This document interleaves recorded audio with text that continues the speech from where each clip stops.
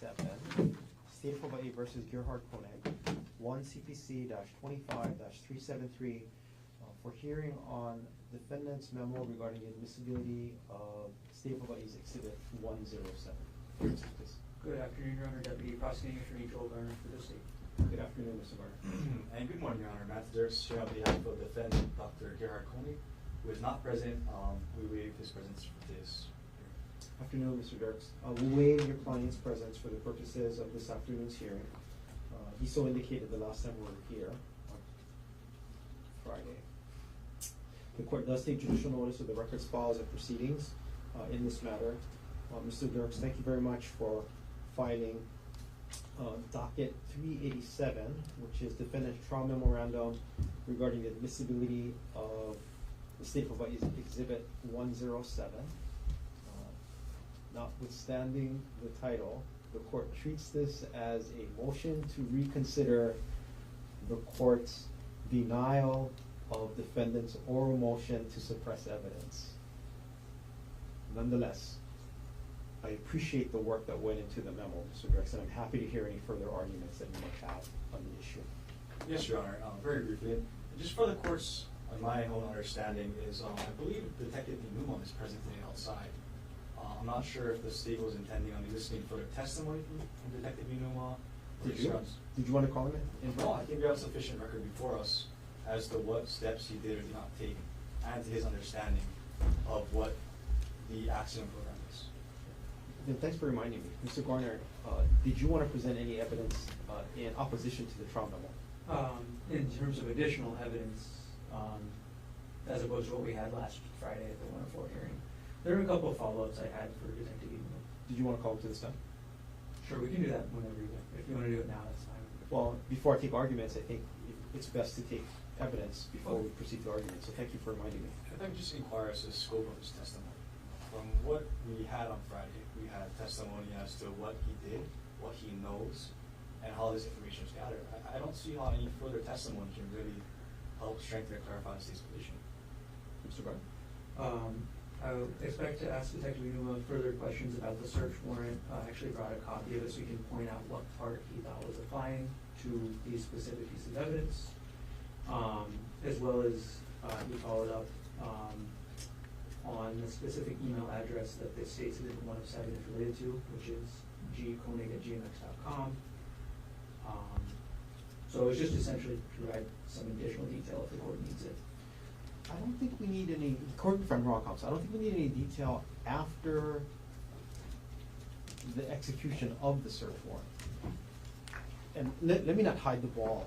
I understand the original motion and the objection and the current issue to be whether or not the search warrant was overbroad, such that it swept and caught things that should not have been netted by the execution of the search warrant.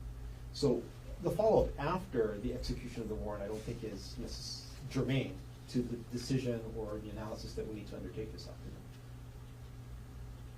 But if there's other material or information you wanted to elicit from Detective Inuma with respect to his work up until the point of the execution of the warrant, the state is free to add. Let me just say this. I think as far as the first issue of the search warrant, I believe the search warrant speaks for itself. It's attached as my Exhibit A to my motion to, I guess the court's calling it reconsider. It is attached to my motion, so we can free to argue what the language of the search warrant says. We don't need a detective to go up there and say, well, this is what it says. So that's the first issue. The second issue, as to the email, I mean, he did testify. He pulled this from the defendant's laptop. It was addressed to the defendant. I think both sides have enough information to argue if it was in fact Mr. or Dr. Konig's email. I don't think the question is whether it's the defendant's email or not. And I have a clarifying question for the board. In the attachment A, did that include the search protocols that were Exhibit A to the search warrant? I believe so, it does. Okay. Yep, and I believe that's on page 4 of 6. It's right there. Okay. Right. Mr. Garner, did you need to supplement the record with any additional evidence or testimony by Detective Inuma? I think if that's the position of the court about the only relevant part being something before the execution of the search warrant, then there's nothing really to add for that. And again, the execution of the search warrant is once he presses the button, I mean, this is simplistic, but once he presses the button go after the parameters are entered, it's almost self-executing, right? So it's not like we need to take in testimony of a regular search warrant, how they, whether or not they knocked the sufficient times, whether or not they broke down the door, and where they found the pieces of evidence pursuant to the warrant, right? So when I say up until the execution of the warrant, it's the formation of the search that we're really concerned about. Okay, Detective Uno already has testified as to the actual process and mechanics of how he imaged the hard drive and then used the limitations as required by the search warrant. Yes. Okay, then I guess there's not additional evidence. Then I'm back to you, Mr. Dux. Thank you, Your Honor, and thank you for this opportunity to further brief the court on this issue. It is a very important issue to my client, and I believe a very important issue as part of this case. You know, we no longer live in this age of purely, I guess, paper evidence and things. You know, as technology advances, we're now talking about digital forensics and digital data. And when search warrants are applied, it's not as simple as saying a place and location and specifying that. I think it's important to distinguish that it also kind of must lay out what exactly type of digital data we're talking about.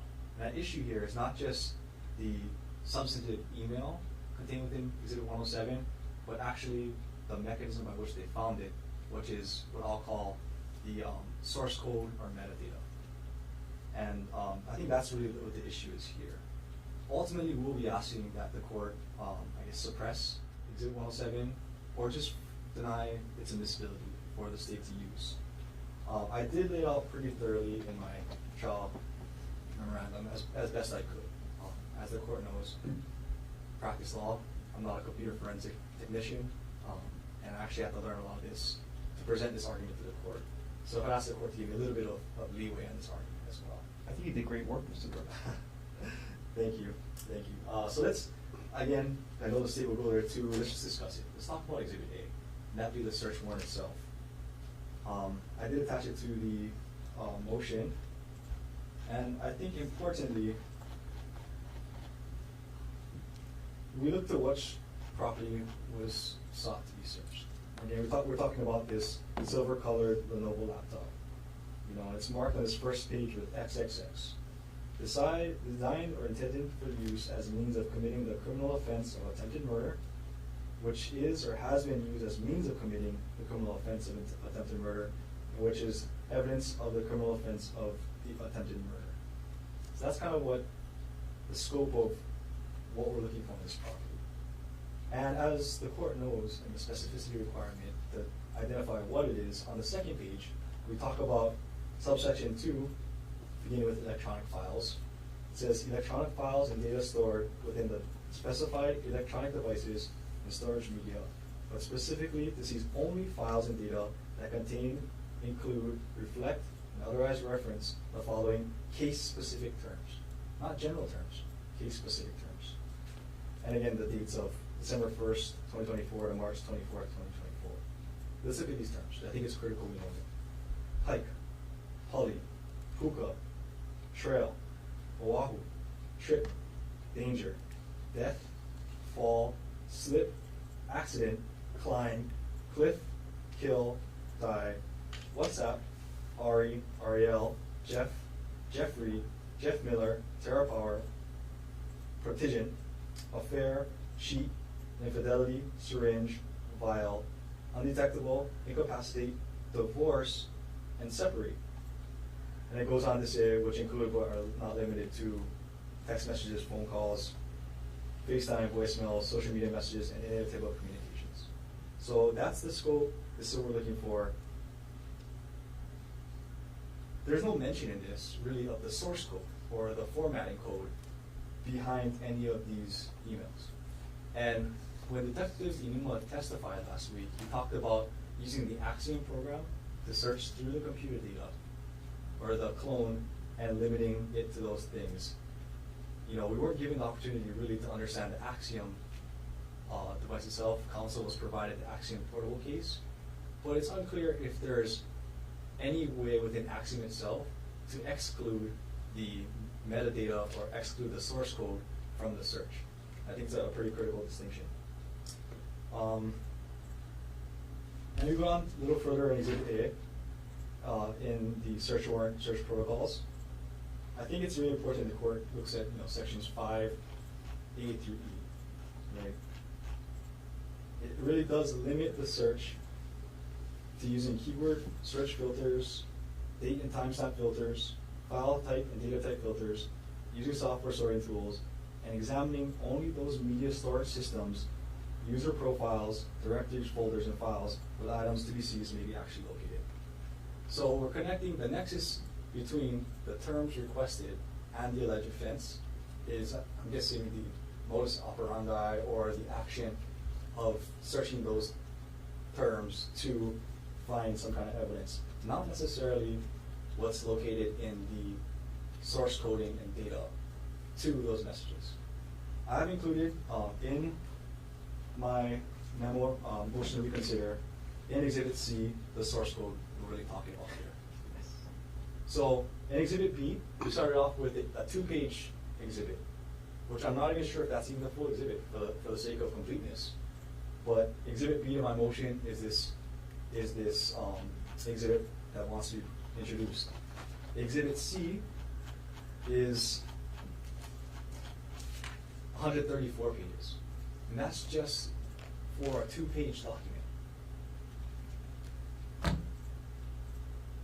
Now, I took a deep dive into what this means, because frankly I wasn't quite sure what this means, what this source code means. And as I highlighted in my memorandum of opposition, these are kind of two different things going on here. The HTML and the CSS associated with the Exhibit B, which again, like I want to reiterate, I'm not even sure Exhibit B, for the sake of completeness, is the entire email. It seems to be a screenshot of parts of the email. It says it includes the HTML, which is the bones, the actual material in the email, but also the CSS, the cascading style script, what provides structure to that data. It's my understanding, and I firmly believe that the term separate, as proposed by the search warrant and by the prosecutor, is not in the context of separation, of divorce, as read in context of the warrant, but rather purely source code used to structure that document. So make that argument again, Mr. Brooks. I want to make sure I understood it word by word. Yes, so the search warrant terms, when read in the context, is the evidence is sought to be found in context of this case. The term separate, as read in the context of this source code, is completely different. That I understand. Yes, and just to highlight this, I went through these 153 pages, and I found every time the term separate was used. I think it's important the court understands the context. For instance, on page 2, and I also highlighted this in my memorandum of opposition, towards the bottom of the page, 3 lines up, clearly that's not a search he did or related to this email. It appears to be computer code. On page 16, the surrounding context is table border equals 0, cell padding 0, cell spacing 0, row equals presentation, style equals border, collapse, separate.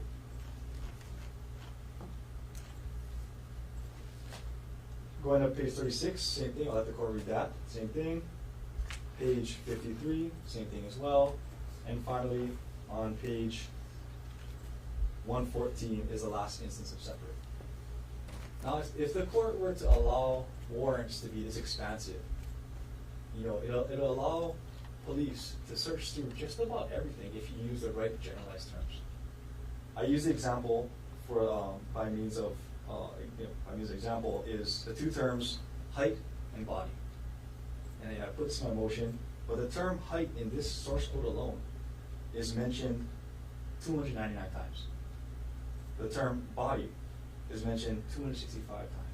So if law enforcement is allowed to use these general terms, which may have some nexus to the state or their investigation as a means to search source code, they're gonna just log every email. I put those emails again attached as my exhibits. This just show how many truly showed up.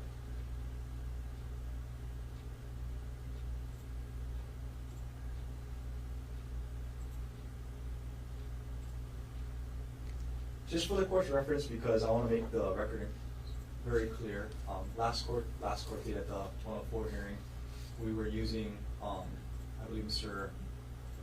Garner's laptop to kind of demonstrate. I wanted to provide screenshots of actual searches and the results, so we have the real numbers. I'm happy to answer any questions you may have about these searches, but I did put the facts and figures of responsive documents from the source code in my memorandum of opposition. I see. And So- I appreciate the work again, Mr. Brooks. So for these reasons, again, given the fact there's no nexus between the source coding data and the search warrant itself, what it's being sought, we asked the court to exclude that or preclude that the evidence from coming in. Thank you. Mr. Warner. Sorry, one more thing, Oh, just I'm to sorry. make it Go clear, ahead. because I wanted to thoroughly look through this issue. This appears to be an issue across the country. However, in the state of Hawaii, I could not find any case directly on point with this issue. I do believe this may be a matter of first impression on the issue of a search warrant utilizing formatting code to find potentially incriminating evidence. So for those reasons, we'd ask the court to exclude. Thank you. Thank you. Mr. Warner.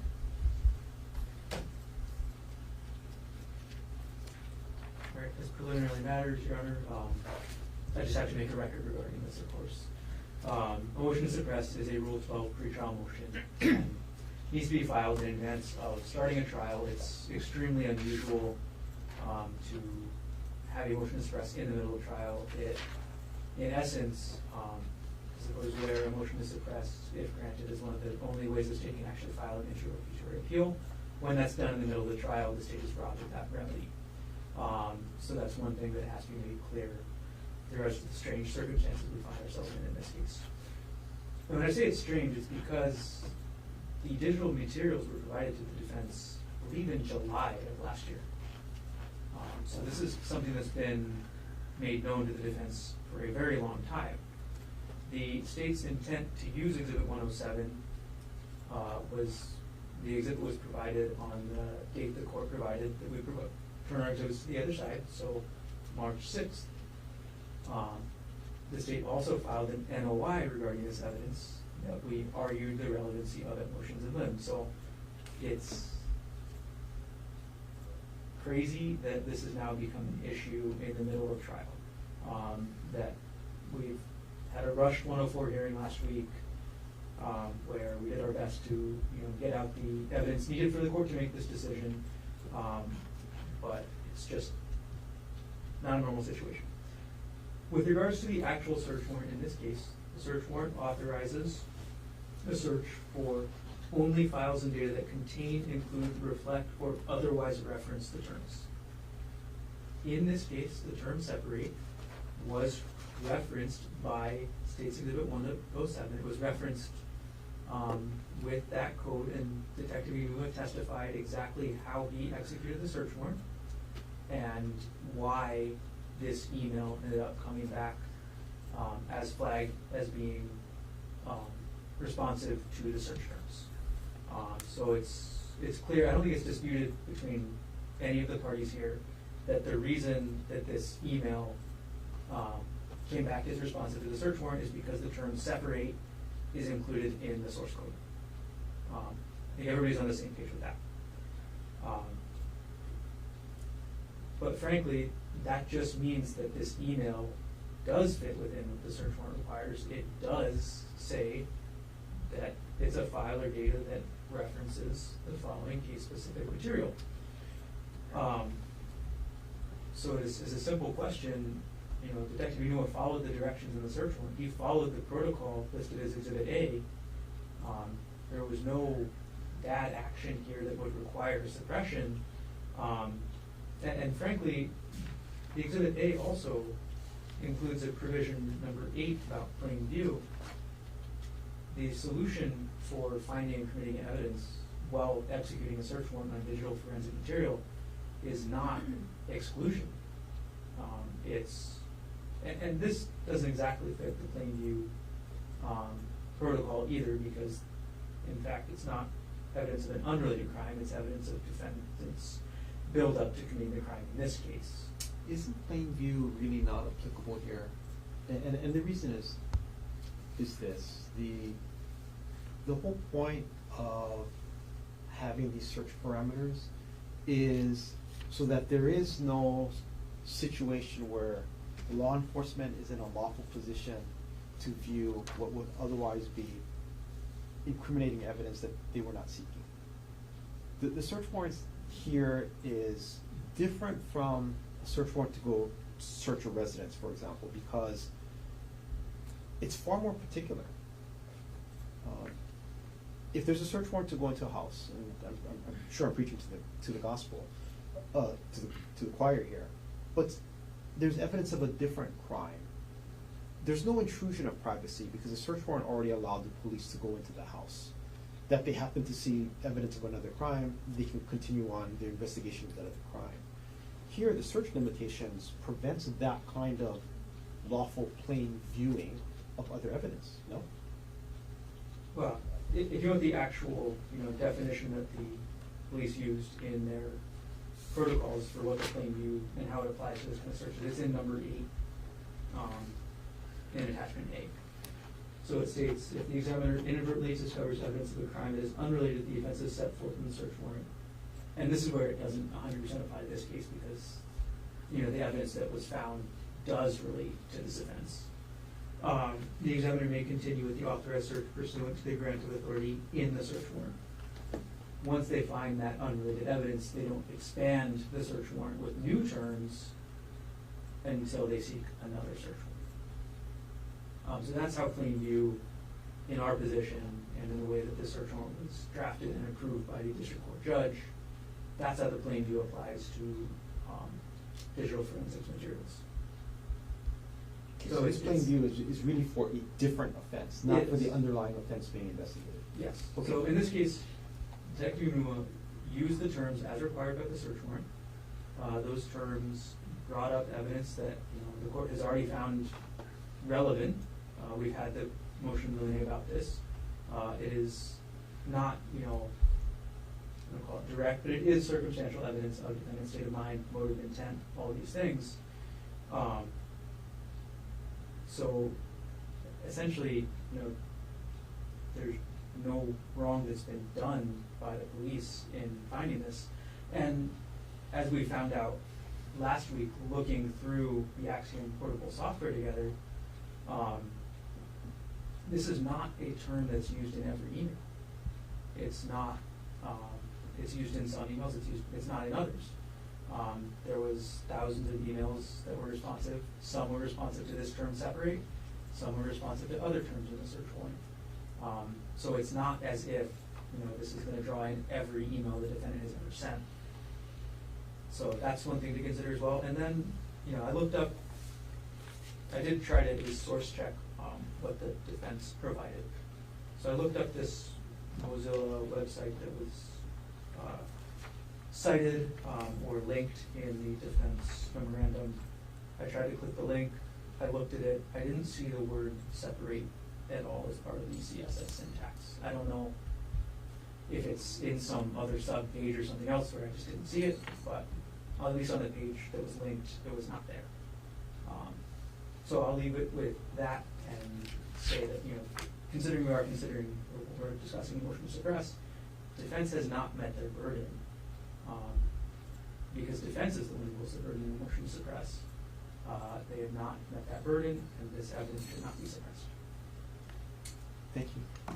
Mr. Dirks, you have the last word, everybody. Let me just briefly respond to some of those points. First off, to this concept of turning over discovery a while back. I'll say this. As indicated in our exhibits, this Axiom search netted 7,000 or more results. If we were to look to the source code of every single one of those 7,000, if at minimum they have 122 pages like this one, we're looking at thousands and thousands of pages we'd have to review of source code alone with no relevancy, no bearing, or nexus to the facts of the search warrant. So I think, whether or not it was discovered then or now, it was discovered, and we should address that. As far as the, this Rule 12 motion, I see how the court views it. I view it slightly different in the sense that we can bring it forward as a 104 kind of hearing, and we're challenging the admissibility of this based on the record before the court. So I don't think it was necessarily precluded from being raised, and I do believe, again, this is a very important issue at this stage of the proceeding. Third, as far as if the court were to allow the state to elicit this testimony, it's a dangerous world moving forward for search warrants and digital forensics. I mean, like I argued earlier, should the detective or investigating officer with any knowledge of coding, of computer technology, chooses to find words known to be used in source code or CSS code, or puts in a warrant, he essentially opens the door to all emails containing that source code, whether or not it's relevant in the actual body of the email to the case. So it's just a very scary precedent set by allowing that door to be open. Again, I don't believe the plain view exception applies here. And finally, just to place on the record for the court's understanding, I do think pursuant to HRE 403, there may be some issues about, does the unfair prejudice outweigh any probative value? Again, the state, as they already just mentioned, intends on using this to formulate some kind of scheme Dr. Konig formed. And I think that's improper. It's potentially even a bad act that may not have been addressed, but that's something also the court should consider when making this ruling. So for all these reasons, we ask the court to, again, grant our reconsideration and suppress the evidence. Thank you. Thank you, Counsel. I appreciate the work that you put in, as well as your thoughts and your arguments on the record. Attack on the search warrant is really a pretrial motion that should have been brought under Rule 12. Discovery, whether or not it's discovered then or now, does not absolve us from following the rules of court. And that's the whole point of discovery deadlines, motions to eliminate and motions to suppress, is to make sure that all of us are on the same footing as to what the party's appellate rights are prior to prejudice attaching to a case. Nevertheless, the court entertains the defendant's motions, and based on the record that we've made, the court is focused on whether or not we have an overbroad search warrant. The search warrant commands law enforcement to search Dr. Gerhardt Konig's Lenovo laptop for, we quoted this before, electronic files and data stored within the specified electronic devices and storage media, but specifically to seize only files and data that contain, include, reflect, or otherwise reference the following case-specific terms and data between the dates of December 1st, 2024 and March 24, 2025. And the terms are hike, huli, puka, trail, oahu, trip, danger, death, fall, slip, accident, climb, cliff, kill, die, WhatsApp, Ari, Ariel, Jeff, Jeffrey, Miller, TerraPower, Protingent, Affair, Cheat, Infidelity, Syringe, Vial, Undetectable, Incapacitate, Divorce, and Separate, which include but are not limited to text messages, phone calls, FaceTime, voicemail, social media messages, and other type of communications and or data, internet searches, websites accessed, photographic images, digital images, video recordings, video surveillance applications, emails, or any type of communication.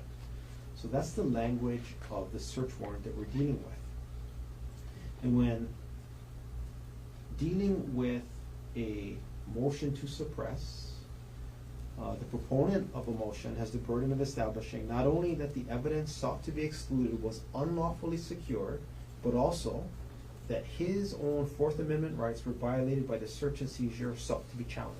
This is State versus Anderson, 84 Hawaii, 462, 1997. It's quoting State versus Oborto, 61 Hawaii, 117, 1979.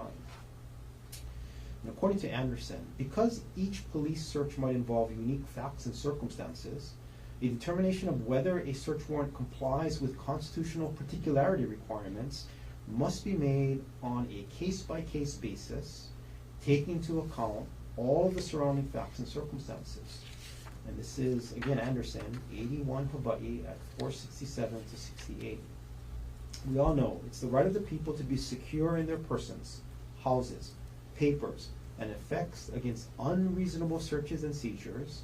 It shall not be violated, and no warrants shall issue but upon probable cause, supported by oath or affirmation, and particularly describing the place to be searched and the persons or things to be seized. This is Article 4, or the Fourth Amendment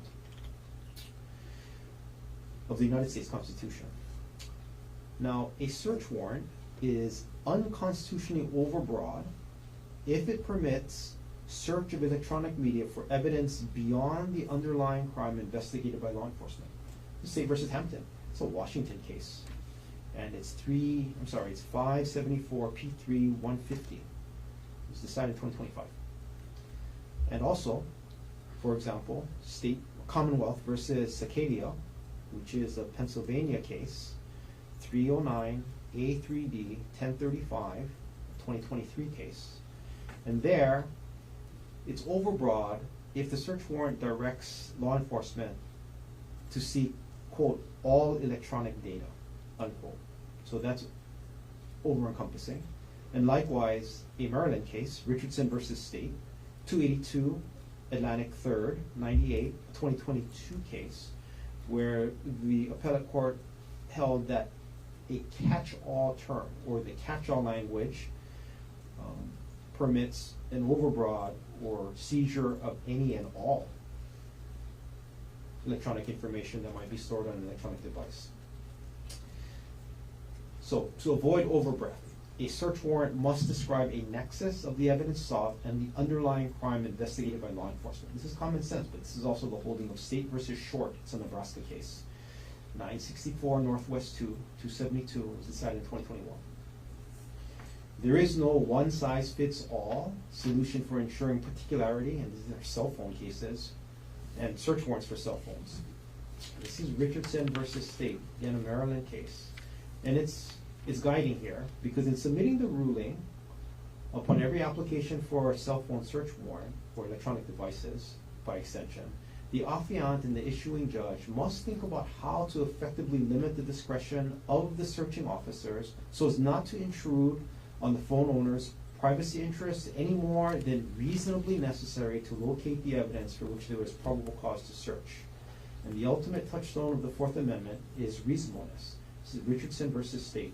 Again, a Maryland case, 282, A3D 98, 2022. In this case, the search time was limited, as well as the scope limited to designated search terms. And these parameters in this search warrant, in this case, prevented law enforcement from conducting a discretionary and indiscriminate search of the defendant's laptop. The Constitution does not prohibit all searches, but only unreasonable searches. And again, this is Anderson at page 469. And when we're looking at the term separate, the inclusion of that term in conjunction with the term divorce may cast a wider net because it may impact the potential source code in an electronic search. But when the terms are put together, separate and divorce, the court does not find the inclusion of that term to be unreasonable. Even if this court is wrong in this reasonable determination, hindsight does not allow the correction sought by the defendant. The Supreme Court of Hawaii held that when considering the actions of law enforcement in the execution of a search warrant, and I'm reading from their language here, we must judge the constitutionality of their conduct in light of the information available to them at the time they acted. Those items of evidence that emerge after the warrant is issued have no bearing on whether or not a warrant was validly issued. Just as the discovery of contraband cannot validate a warrant invalid when issued, so it is equally clear that the discovery of facts demonstrating that a valid warrant was unnecessarily broad does not retroactively invalidate the warrant. State versus Anderson, 84 Hawaii 462, citing Maryland versus Garrison, 480 U.S. 79, and the Maryland case is a 1987 case. And so for those reasons, the court reaffirms the overruling of defendant's objection and oral motion to suppress what has been marked for identification as State's Exhibit 107. And even after balancing the 403 prejudice against the defendant, which we had in motions in limine, the court reaffirms its ruling. And again, subject to the laying of proper foundation, what has been marked for identification as State's Exhibit 107 can be presented to the jury in this case.